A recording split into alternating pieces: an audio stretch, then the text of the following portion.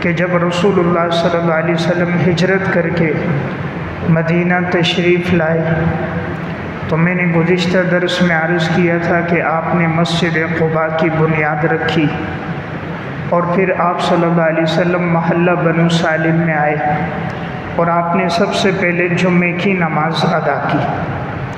پھر رسول اللہ صلی اللہ علیہ وسلم آگے تشریف لائے، انصار کے لوگ آپ کے ساتھ تھے، اور جب حضور حضرت ابو ایوب انصاری رضی اللہ تعالیٰ عنہ کے گھر میں ٹھہرے تو پھر آپ علیہ السلام نے مدینہ میں آ کر 3 بڑے اہم کام آپ نے کیے۔ نمبر 1، سب سے پہلے مسجد نبوی کی بنیاد رکھی، اور نمبر 2، میثاق مدینہ، اور نمبر 3، صحابہ اکرام کے درمیان مواخات قائم کی۔ تو سب سے پہلی چیز مسجد نبوی کی تعمیر تھی۔ گزشتہ درس میں نے بات عرض کی تھی کہ رسول اللہ صلی اللہ علیہ وسلم نے خود بنفس نفیس اس میں آپ نے شرکت فرمائی، حضرات صحابہ اکرام نے اس میں شرکت کی، اور آپ نے وہ جو جگہ تھی 2 یتیم بچوں کی تھی، سہل اور سہیل، تو انہوں نے چاہا کہ وہ یہ جگہ مفت دے دے، لیکن آپ صلی اللہ علیہ وسلم نے قیمت دے کر وہ جگہ لی اور آپ نے وہاں مسجد نبوی تعمیر فرمائی۔ مسجد نبوی کا ابتدائی نقشہ یہ مسجد بالکل سادہ سی تھی اور کھجور کی چھال سے بنی ہوئی، اور اس کے چھت میں جو استعمال کیا گیا وہ کھجور کے تنے اور شاخوں کو استعمال کیا گیا۔ نہایت سادہ مسجد تھی لیکن ایمان اور اعمال سے بھرپور تھی۔ جب مسجد کی تعمیر مکمل ہوئی تو اس کے ساتھ ازواج مطہرات کے حجرے بھی بنائے گئے۔ یہ جو جگہ تھی وہ تھی حارثہ بن نعمان کی۔ تو جب ضرورت پیش آئی کہ آپ صلی اللہ علیہ وسلم کے لیے گھر کی، تو انہوں نے پہلے جگہ دی تو ایک حجرہ بنایا گیا حضرت سعودہ رضی اللہ تعالیٰ عنہ کے لیے، اور ایک حجرہ بنایا گیا حضرت عائشہ رضی اللہ تعالیٰ عنہ کے لیے۔ پھر مستقبل میں جتنے آپ صلی اللہ علیہ وسلم کے نکاح ہوتے گئے اور ضرورت پیش آتی گئی تو حارثہ بن نعمان جگہ دیتے گئے۔ اس طرح جتنے بھی حجرے تھے تقریباً 9، وہ سب کے سب ان کی جگہ حارثہ بن نعمان نے دی، اور وہ آپ علیہ الصلوۃ والسلام کی گھر والیوں کے لیے ایک ایک کمرہ حجرہ بنایا گیا۔ اور پھر یہی تمام حجرے جس وقت ولید بن عبد الملک کا دور آیا، مسجد نبوی کی توسیع کی گئی تو ان تمام حجروں کو مسجد نبوی میں شامل کر دیا گیا۔ حضور صلی اللہ علیہ وسلم کے دور میں مسجد اسی طرح کچی تھی۔ سن 7 ہجری میں غزوہ خیبر کے بعد ضرورت پیش آئی کہ مسجد کی توسیع کی جائے، تو حضرت عثمان بن عفان رضی اللہ تعالیٰ عنہ نے جگہ خریدی اور پھر مسجد کی توسیع کی گئی۔ اس کے بعد حضرت عمر رضی اللہ تعالیٰ عنہ کے دور خلافت میں مسجد کی اور توسیع ہوئی، لیکن مسجد اسی طرح سادگی کے ساتھ حضور کے نقشے کے مطابق تھی۔ حضرت عثمان رضی اللہ تعالیٰ عنہ کا جب دور آیا تو سن 29 ہجری میں اب ضرورت پیش آئی کہ مسلمان الحمدللہ دن بدن بڑھتے جا رہے ہیں، تو مسجد نبوی کی اور توسیع کی گئی، اور حضرت عثمان رضی اللہ تعالیٰ عنہ نے بڑے خوبصورت انداز میں مسجد کو بنایا، اور گج کے پتھر اور منقش پتھروں کو اس میں استعمال کیا۔ جو دیواریں ذرا کچی تھیں انہیں پختہ کی گئی، اور کھجور کے جو درختوں اور شاخوں کو جو استعمال کیا گیا تھا تو اس میں بھی نہایت خوبصورت شاخوں کا اضافہ کیا گیا، اور مسجد کی تعیین اور تزئین کو حضرت عثمان نے خوب بڑھا دیا۔ جب کسی نے یہ سوال کیا تو انہوں نے فرمایا کہ کیا آپ نے رسول اللہ صلی اللہ علیہ وسلم سے یہ بات نہیں سنی کہ من بنا للہ مسجدا بنى اللہ لہ بیتا فی الجنہ، کہ جو مسجد کو تعمیر کرے اللہ اس کے لیے جنت میں خوبصورت محل تعمیر فرماتے ہیں۔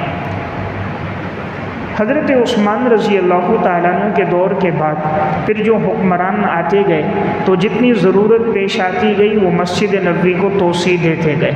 تو ایک کام تو آپ صلی اللہ علیہ وسلم نے یہ کیا دوسرا جب آپ ہجرت کر کے تشریف لائے تو دوسری چیز مواخات، کہ آپ صلی اللہ علیہ وسلم نے صحابہ میں مواخات قائم کی۔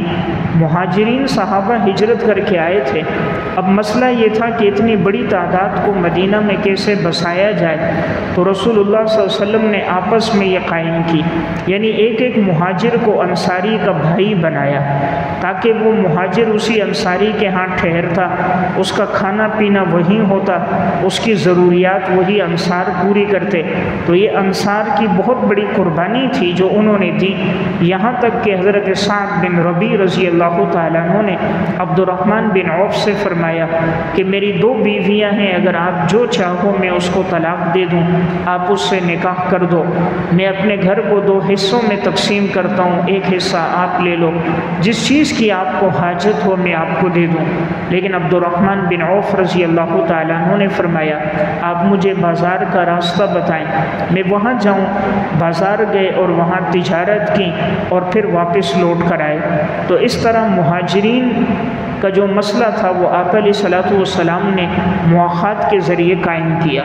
تیسری چیز میثاق مدینہ، اس وقت چونکہ مدینہ میں یہودیوں کے 3 قبیلے آباد تھے، بنو نذیر، بنو قریظہ، بنو قینقاع، تو آپ صلی اللہ علیہ وسلم نے ان کے ساتھ معاہدہ کیا۔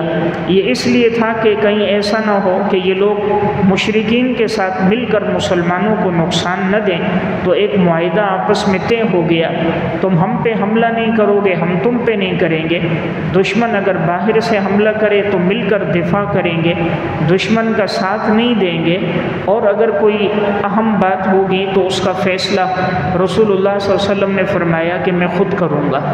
تو اس طرح یہ 3 کام طے ہو گئے آپ علیہ السلام کی ہجرت کے بعد۔ جب مسجد کی تعمیر مکمل ہو گئی تو اس کے ساتھ ہی نماز جنازہ کے لیے جگہ یہ متعین کی گئی کہ اس جگہ پہ نماز جنازہ ہوگا۔ اب ضرورت تھی لوگوں کو نماز کے لیے بلانے کے لیے کس ترتیب پہ لوگوں کو جمع کیا جائے۔ اب حکم آیا اذان کا حکم، اس کے لیے آپ صلی اللہ علیہ وسلم نے صحابہ کو جمع کیا تھا اور آپ نے ان سے مشورہ لینا چاہا کہ لوگوں کو نماز کے لیے کیسے جمع کیا جائے۔ ابتدائی مجلس میں ایک مشورہ آیا کہ ایسا کیا جائے جیسے کہ نصارہ کرتے ہیں، یعنی کسی نے مشورہ دیا کوئی گھنٹی بجائی جائے، کسی نے کہا آگ لگائی جائے پہاڑ پر، جیسے مجوسی آگ لگاتے ہیں اس کو دیکھ کر لوگ جمع ہو جائیں۔ ایک مشورہ آیا کہ جس طرح بھوک میں پھونک ماری جائے، تو جیسے آدمی بانسری میں پھونک مارتا ہے، تقریب الفہم کے لیے عرض کر رہا ہوں کہ دور تک آواز جائے اور لوگ نماز کے لیے آ جائیں۔ لیکن بات آخر میں یہ طے ہوئی کہ الصلاۃ جامعۃ، یہ جملہ کہہ دیا جائے گا کہ نماز کھڑی ہونے والی ہے، لوگ یہ سن کر مسجد آ جائیں۔ چونکہ باقی جو چیزیں تھیں کہ استبل بجانا، آواز دینا، آگ لگانا، بھوک میں پھونک مارنا، گھنٹی بجانا، یہ سب وہ طریقے تھے جو غیر مسلموں کے تھے، اس لیے آپ صلی اللہ علیہ وسلم نے انہیں پسند نہیں فرمایا۔ بات اس پہ طے ہو گئی کہ الصلاۃ جامعۃ کہیں گے نماز کے وقت اور لوگ نماز کے لیے آ جائیں گے۔ صحابہ اکرام میں ایک صحابی تھے حضرت عبداللہ بن زید بن عبد ربہ رضی اللہ تعالیٰ عنہ، جن دنوں میں یہ بات چل رہی تھی یہ رات سوئے انہوں نے خواب دیکھا۔ خواب میں دیکھتے ہیں کہ ایک آدمی جا رہا ہے اور اس کے ہاتھ میں اسی طرح یہ آلہ موجود ہے، یہ ان سے کہتے ہیں مجھے دے دو۔ وہ کہتے ہیں بھئی آپ کیا کرو گے؟ کہا میں آذان کے لیے اس کو استعمال کروں گا۔ کہا کیا میں آپ کو اس سے بہتر کلمات نہ بتاؤں؟ انہوں نے کہا وہ کون سے کلمات؟ تو انہوں نے آذان کے کلمات ان کو خواب میں بتائے۔ اب اس صحابی نے جب سنے تو ان کو سب کلمات یاد ہو گئے۔ یہ صبح آئے، رسول اللہ صلی اللہ علیہ وسلم کو خواب سنایا، آپ صلی اللہ علیہ وسلم خوش ہوئے اور آپ نے ایک جملہ ارشاد فرمایا، ان ھذا الرؤیا بالحق ان شاء اللہ تعالی، اگر اللہ نے چاہا تو یہ خواب سچا خواب ہے، کہ یہ خواب سچا ہے۔ فرمایا کہ تم بلال کو یہ کلمات بتاؤ، بلال کی آواز تیز ہے کہ وہ ان کلمات کے ساتھ لوگوں کو نماز کے لیے جمع کیا کریں۔ جب آذان دی گئی، حضرت عمر رضی اللہ تعالیٰ عنہ نے یہ کلمات سنے تو دوڑتے ہوئے گھر سے آئے، تیزی میں چادر گھسٹتے ہوئے آئے، فرمایا یا رسول اللہ یہ تو میں نے بھی خواب دیکھا ہے اور مجھے بھی یہی کلمات خواب میں بتائے گئے۔ تو آپ صلی اللہ علیہ وسلم کی خوشی میں اور اضافہ ہو گیا، یعنی گویا عبداللہ بن زید بن عبد ربی ہی نے بھی خواب دیکھا اور حضرت عمر نے بھی خواب دیکھا۔ تو اب رسول اللہ صلی اللہ علیہ وسلم کی تائید اس کو حاصل ہو گئی، تو آپ کے سامنے پھر یہ آذانیں دی گئیں، اس وجہ سے آذان مشروع ہو گئی۔ آذان مکمل ایک دعوت ہے، اس میں اللہ کی توحید بھی ہے، رسول اللہ صلی اللہ علیہ وسلم کی رسالت بھی ہے، اور فلاح اور کامیابی کا راستہ نماز کا تذکرہ بھی ہے، اور پھر اللہ کی بڑائی ہے، اور آخر میں توحید پر اس کا تذکرہ ہے۔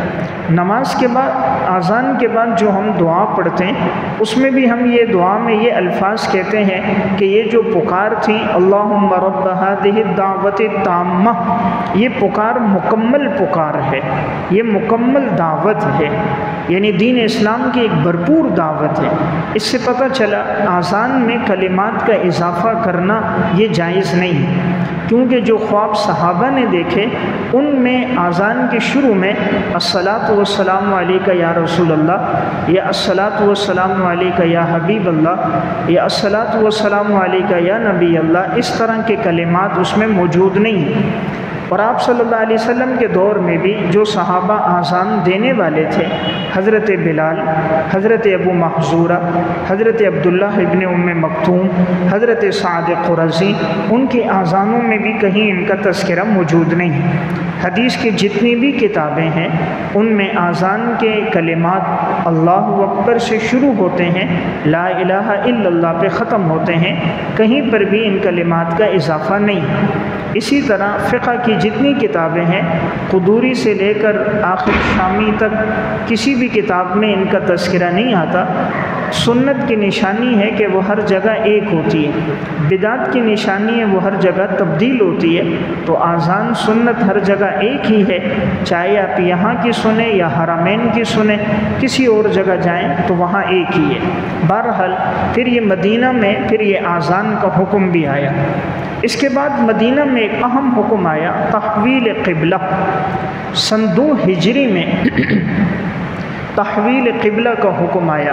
تحویل قبلہ کا مطلب ہوتا ہے پہلے جب آپ صلی اللہ علیہ وسلم مکہ میں تھے اور اس کے بعد جب حضور مدینہ تشریف لائیں، اس وقت تک ابتدا میں رخ ہوتا تھا بیت المقدس کی طرف، یعنی مسجد اقصیٰ کی طرف رخ کر کے نماز پڑھتے تھے۔ آپ صلی اللہ علیہ وسلم نے بھی 16 یا 17 مہینے تک بیت المقدس کی طرف رخ کر کے نماز پڑھی، لیکن جب مدینہ آپ تشریف لائے، اب نمازیں ادا ہو رہی تھیں، لیکن آپ کی چاہت تھی کہ اللہ تعالیٰ بیت اللہ کو قبلہ بنا دے۔ رسول اللہ صلی اللہ علیہ وسلم اپنا چہرہ مبارک بھی آسمان کی طرف اٹھاتے تھے، اور آپ کی چاہت تھی کہ بیت اللہ قبلہ بن جائے۔ اس کی ایک اہم وجہ آپ صلی اللہ علیہ وسلم کے ابتدائی زندگی اور پوری جوانی سب وقت مکہ میں گزرا۔ مکہ میں آپ کے آباء و اجداد تھے اور بیت اللہ کے ساتھ قلبی طور پر محبت تھی۔ بیت اللہ کی تعمیر میں آپ نے خود بنفس نفیس حصہ لیا تھا۔ پھر ملت ابراہیمی کے ہونے کی حیثیت سے بھی بیت اللہ کے ساتھ بڑی عقیدت اور محبت تھی، اور کائنات میں یہ سب سے پہلے اللہ کا گھر تھا۔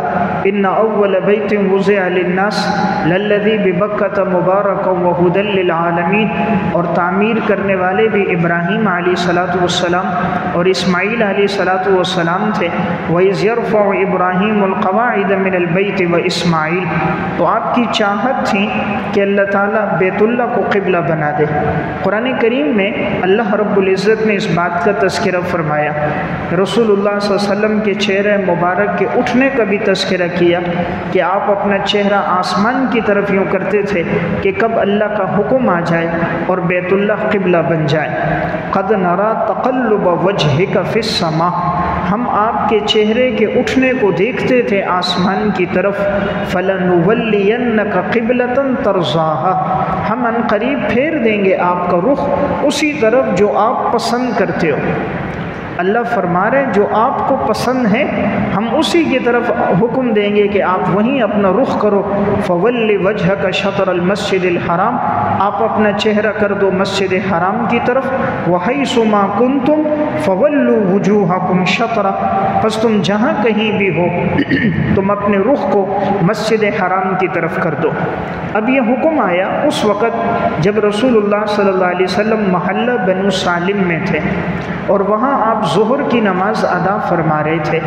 آپ نے 2 رکعت نماز پڑھی تھی کہ نماز کے دوران حکم آ گیا کہ بیت اللہ کی طرف رخ کیا جائے، تو پھر آپ نے بقیہ 2 رکعت بیت اللہ کی طرف رخ کر کے نماز پڑھی، اسی لیے اس مسجد کا نام مسجد قبلتین ہے۔ یعنی آج بھی یہ مسجد موجود ہے مدینہ میں، مسجد قبلتین، یعنی 2 قبلوں والی مسجد، اس لحاظ سے کہ اس میں 2 رکعت ایک قبلے کی طرف رخ کر کے پڑھی گئیں اور 2 رکعت بیت اللہ کی طرف رخ کر کے پڑھی گئیں۔ اب یہاں ظہر کی نماز ادا ہوئی، پھر آپ علیہ الصلوۃ والسلام تشریف لائے مدینہ، پھر مسجد نبوی میں بھی اگلی نماز میں آپ نے بیت اللہ کی طرف رخ کر کے نماز ادا کی۔ رفتہ رفتہ پورے مدینہ میں یہ بات پھیل گئی، اس طرح تحویل قبلہ کا حکم آیا۔ تو اس میں یہودیوں کو اب بڑی چڑ ہوئی، مدینہ میں یہودی آباد تھے، وہ کہنے لگے کہ یہ پیغمبر تو ہماری مخالفت کرتا ہے، کہ دیکھو پہلے یہ رخ کر رہے تھے بیت المقدس کی طرف، اب انہوں نے بیت اللہ کی طرف کیا۔ تو انہوں نے اعتراض کیا کہ جن مسلمانوں نے نمازیں اس سے پہلے پڑھی 16-17 مہینے، ان کی نمازیں تو ضائع ہو گئی، اس لیے کہ اگر رخ بیت اللہ کی طرف کرنا تھا تو پہلے لوگوں کی نماز کا کیا حکم ہے؟ اللہ تعالیٰ نے قرآن کریم میں ان لوگوں کے اعتراض کو ذکر کیا کہ یہ بے وقوف لوگ ہیں جو یہ اعتراض کرتے ہیں کہ اللہ نے حکم کیوں دیا۔ اللہ رب العزت فرماتے میری مرضی، پہلے میرا حکم تھا بیت المقدس کی طرف رخ کرو، اب حکم ہے بیت اللہ کی طرف کرو۔ اصل چیز اللہ کے حکم کی اطاعت ہے، کسی بھی جہت میں کوئی فضیلت نہیں ہوتی، اصل فضیلت اللہ کے حکم میں ہوتی ہے۔ تو اللہ کا حکم پہلے وہاں تھا، اب اللہ کا حکم یہاں ہے۔ تو قرآن کریم میں سیقول السفہاء من الناس، عن قریب کہیں گے بے وقوف لوگ، ما ولاہم عن قبلتہم التی کانوا علیہا، کس چیز نے ان کو تبدیل کر دیا ان کے اس قبلے سے جس پر یہ لوگ پہلے تھے۔ قل للہ المشرق والمغرب، فرما دیجئے تمام جہتیں اللہ ہی کے لیے ہیں، مشرق اور مغرب۔ یہدی من یشاء الی صراط مستقیم، اللہ تعالیٰ چاہتا ہے جس کی رہنمائی کرتا ہے سیدھے راستے کی طرف، یعنی مشرق مغرب ہر جگہ تیرا رب موجود ہے، تو وہ جس جہت کی طرف حکم دے تم اس طرف رخ کرو۔ جہاں تک بات ہے کہ نمازیں ضائع ہوں گی تو اللہ تعالیٰ نے فرمایا کسی کی نماز ضائع نہیں ہوگی۔ وما کان اللہ لیضیع ایمانکم، اللہ تمہارے ایمان کو ضائع نہیں کرے گا۔ یہاں نماز پر ایمان کا اطلاق کیا گیا، پتہ چلا نماز بڑا اہم حکم ہے، اس لیے اس کو تعبیر اللہ نے ایمان کے ساتھ کیا کہ جنہوں نے جو نمازیں وہاں رخ کر کے پڑھی ہیں اللہ ان کو بھی قبول کرے گا، اس لیے کہ وہ اللہ کے حکم سے پڑھی تھی، اس لیے وہ نمازیں بھی قبول ہیں، یہ نمازیں بھی قبول ہیں۔ اور اللہ تعالیٰ نے فرمایا اب یہ امتحان تھا، اب پتہ چلے گا کون بیت اللہ کی طرف رخ کرتا ہے کون نہیں کرتا۔ قرآن کریم میں فرمایا وما جعلنا القبلۃ التي كنت عليها، پس ہم نے یہ جو قبلہ جس پر آپ پہلے موجود تھے، الا لنعلم من يتبع الرسول، ہم نے نہیں تبدیل کیا مگر اس لیے کہ ہم جان لیں رسول کی پیروی کون کرتا ہے، اور ممن ينقلب على عقبیہ، اور کون ہے جو ایڑیوں کے بل پھر جاتا ہے۔ اللہ کے نبی کا حکم کون مانتا ہے کون تسلیم نہیں کرتا، اب یہ پتہ چل جائے گا۔ تو بہرحال ایمان والے جتنے صحابہ تھے وہ تو بڑے خوش ہو گئے، خصوصاً مہاجرین صحابہ، ان کی چاہت بھی یہی تھی کہ بیت اللہ قبلہ ہو۔ تو الحمدللہ پھر اس کے بعد سے مسلمانوں نے بیت اللہ کو قبلہ بنا دیا۔ اب جب یہ واقعہ ہونے کے بعد مدینہ میں جیسے کہ میثاق مدینہ تھا، یہودیوں کے ساتھ معاہدہ تھا کہ تم ہم سے نہیں لڑو گے، لیکن یہودیوں نے اس معاہدے کی خلاف ورزی کی، اس معاہدے کو ان لوگوں نے توڑ دیا۔ اب وہ میثاق مدینہ کا وہ معاہدہ برقرار نہ رہا۔ جب مسلمان ہجرت کر کے مدینہ آئے تو وہاں جو کنویں تھے وہ یہودیوں کے پاس تھے۔ اب مسلمانوں کے لیے پانی کی بڑی پریشانی ہوئی، اس لیے کہ جس کنویں سے پانی لاتے تھے وہ ایک یہودی کا تھا، یہودی مہنگے داموں میں فروخت کرتا تھا۔ تو رسول اللہ صلی اللہ علیہ وسلم نے فرمایا کون ہے جو بئر روما کا کنواں خریدے گا، اللہ اس کے بدلے اس کو جنت دے گا۔ حضرت عثمان بن عفان رضی اللہ تعالیٰ عنہ نے پھر وہ کنواں خریدا، تقریباً 30,000 درہم اور ایک روایت میں 35,000 درہم میں وہ کنواں خریدا اور مسلمانوں کے لیے وقف کر دیا۔ اب جو مسلمان آئے وہ مفت اس سے پانی لے کر جائے۔ اب یہودی نے دیکھا وہ تو پیسوں میں دیتا تھا، ایک دن باری مسلمانوں کی تھی ایک دن اس کی، جب اس نے دیکھا سب مسلمان آ کر، سب لوگ آ کر حضرت عثمان رضی اللہ تعالیٰ عنہ کی باری میں لے جاتے ہیں تو اس نے پورا حصہ دے دیا۔ اس طرح وہ کنواں حضرت عثمان نے خریدا اور مسلمانوں کے لیے وقف کر دیا، تو پانی کا مسئلہ یوں حل ہو گیا۔ اس کے بعد سن 2 ہجری ہی میں شوال کے مہینے میں حضرت عائشہ رضی اللہ تعالیٰ عنہ کے ساتھ رسول اللہ صلی اللہ علیہ وسلم کا جو نکاح ہو چکا تھا اب رخصتی ہوئی۔ حضور کا نکاح حضرت عائشہ رضی اللہ تعالیٰ عنہ کے ساتھ مکہ میں ہوا تھا، لیکن رخصتی مدینہ میں ہوئی ہے سن 2 ہجری شوال کے مہینے میں، جب ام المومنین حضرت عائشہ رضی اللہ تعالیٰ عنہ کی عمر مبارک 9 سال تھی۔ اب یہ جو عمر ہے حضور کے ساتھ حضرت عائشہ 10 سال رہی ہیں، اور پھر جب آپ صلی اللہ علیہ وسلم کا انتقال ہوا ام المومنین کی جو عمر تھی تقریباً 18 سال تھی، 19واں سال شروع تھا، اور ام المومنین حضرت عائشہ رضی اللہ تعالیٰ عنہ کا جب انتقال ہوا ہے تو سن 58 ہجری میں ہوا ہے، ایک قول سن 57 ہجری کا بھی ہے۔ یہاں بعض معترضین اعتراض کرتے ہیں کہ 9 سال کی عمر میں رخصتی کیوں ہوئی، تو یہ بات یاد رکھی جائے اصل دار و مدار بلوغت پر ہے کہ جب لڑکی بالغ ہو جائے تو بلوغت کے بعد اس کا نکاح کرنا جائز ہے، اور بلوغت کا اعتبار اس میں موسم کا بھی دخل ہوتا ہے، غذاؤں کا بھی دخل ہوتا ہے۔ جن جگہوں میں موسم زیادہ گرم ہوتا ہے اس میں بلوغت پہلے ہو جاتی ہے موسم کی وجہ سے، اسی طرح جن علاقوں میں غذائیں گرم ہوتی ہے اس کی وجہ سے بھی بلوغت پہلے ہو جاتی ہے۔ عرب چونکہ خط استوا پر واقع تھا، وہاں گرمی کی شدت بھی زیادہ ہوتی تھی اور ان کی غذائیں کھجور تھی، اکثر کھجور کے مزاج میں بھی گرمی موجود ہے، تو موسم کا مزاج بھی، آب و ہوا بھی، وہاں کی صورتحال بھی، وہاں کی غذائیں بھی، اس وجہ سے اگر ہوا ہے تو کوئی حرج نہیں۔ تو یہ ہر علاقے کی نوعیت الگ الگ ہوتی ہے، تو اصل اعتبار شریعت کا بلوغت کے ساتھ ہے کہ جب لڑکی بالغ ہو جائے، لڑکا بالغ ہو جائے تو اس کا نکاح کر دیا جائے۔ تو بہرحال سن 2 ہجری ہی میں شوال کے مہینے میں آپ صلی اللہ علیہ وسلم کا حضرت عائشہ رضی اللہ تعالیٰ عنہ کے ساتھ رخصتی ہوئی۔ 10 سال انہوں نے حضور کے ساتھ گزارے ہیں، ان سے آپ صلی اللہ علیہ وسلم کی کوئی اولاد نہیں ہوئی۔ اس میں حکمت یہ تھی کہ حضرت عائشہ کے ذریعے امت تک دین کو پہنچانا تھا، تو ان سے 2210 احادیث منقول ہیں، یعنی اتنا بڑا دین کا حصہ امت تک ان کے ذریعے پہنچا۔ آپ صلی اللہ علیہ وسلم کی گھر کی مکمل زندگی، تمام احوال حالات ام المومنین کے ذریعے پہنچے۔ پھر تقریباً یہ 50 سال زندہ رہی، تو یہ بھی ایک لمبی عمر تھی۔ حضور کے جانے کے بعد سن 58 ہجری میں انتقال ہوا، گویا نصف صدی تک یہ زندہ تھی۔ تو صحابہ کو جب کوئی مشکل پیش آتی، کوئی مسئلہ پوچھنا ہوتا، کسی بات کی تحقیق طلب ہوتی، آپ کی گھریلو زندگی سے متعلق معلومات کی ضرورت ہوتی، تو ام المومنین کی طرف رجوع فرما دیتے۔ اللہ تعالیٰ نے ام المومنین کو مقام مرتبہ بھی بلند دیا، حافظہ، ذہانت، علم و عمل بھی اللہ نے خوب عطا فرمایا۔ آگے میں بات عرض کروں گا، تفصیلاً آئے گی کہ اللہ تعالیٰ نے ان کی مدح میں سورہ نور کے 2 رکوع بھی نازل فرمائے۔ اسی سن 2 ہجری میں زکوٰۃ کی فرضیت کا حکم بھی آیا۔ زکوٰۃ جو مسلمانوں پہ فرض ہوئی سن 2 ہجری ہی میں۔ اسی سن 2 ہجری میں شعبان کے مہینے میں رمضان کے روزوں کی فرضیت بھی آ گئی، اور اسی 2 ہجری میں صدقۃ الفطر کا حکم بھی آیا، اور اسی سال سب سے پہلے عید کی نماز بھی پڑھی گئی۔ عید الفطر کی نماز اور پھر عید الاضحیٰ کی نماز بھی سن 2 ہجری میں ادا کی گئی۔